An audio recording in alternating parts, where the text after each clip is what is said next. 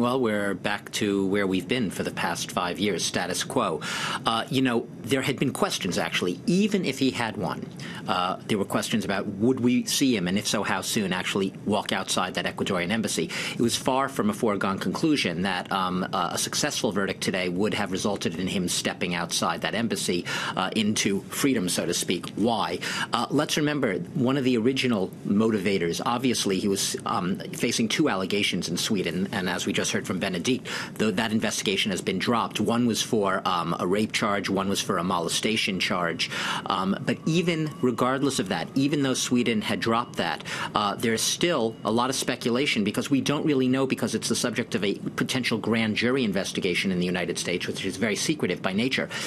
Will the U.S. pursue an indictment and possible extradition request on charges against Assange, which have nothing to do with the Swedish sexual charges cases, but rather the very original charges against Wikileaks that came about in 2010, almost 2 years before he entered that Ecuadorian embassy. And those charges related to Wikileaks at the time publishing secret material pertaining to the military activity of U.S. Military personnel in both Iraq and Afghanistan. That is what raised the hackles of the U.S. intelligence and defense establishment at the time, led to a very fierce, not just whispering campaign, but very loud and vocal campaign against Julian Assange in many quarters of Washington, prominent among them at the time under the Obama administration, Hillary Clinton, the then Secretary of State, in favor of having him indicted. So his concern being if they had lifted that arrest warrant, if he were, in theory, able to step outside that embassy,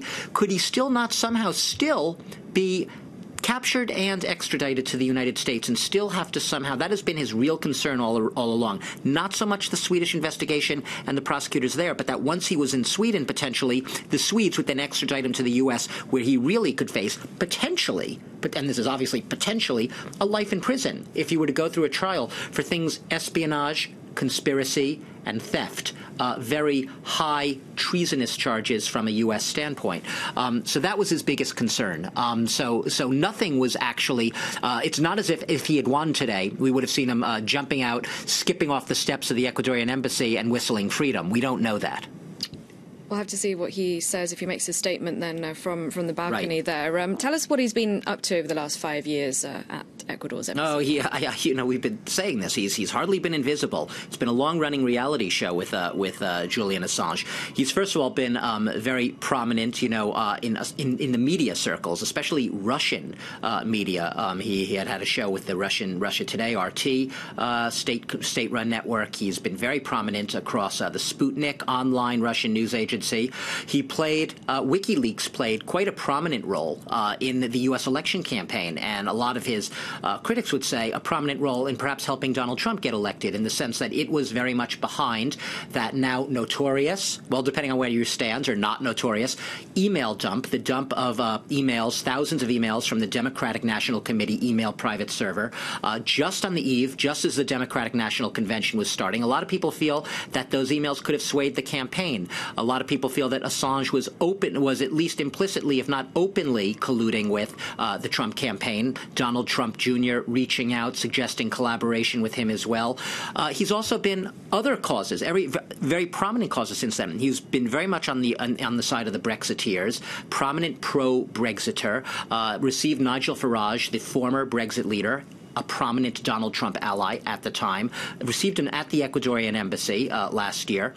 So these are all questions here. And he's been also in favor of Catalan secession. He has been very, very frequently quoted in the Russian English language media especially. And he's been perhaps one of, according to some recent independent research, and the Sydney Morning Herald published an article about this, he's believed to be the most quoted English language voice on Twitter, which is not to be neglected. What do you think of, you have Donald Trump out there tweeting quite a bit. You'd imagine he's quoted a lot. But apparently Julian Assange beats even Donald Trump when it comes to English language quotes and frequency of them on that social media. So he's been active. He has not been invisible. He has not been out of sight, even if he has been behind, through his own choice, behind those closed walls in his self-enforced seclusion inside the Ecuadorian embassy.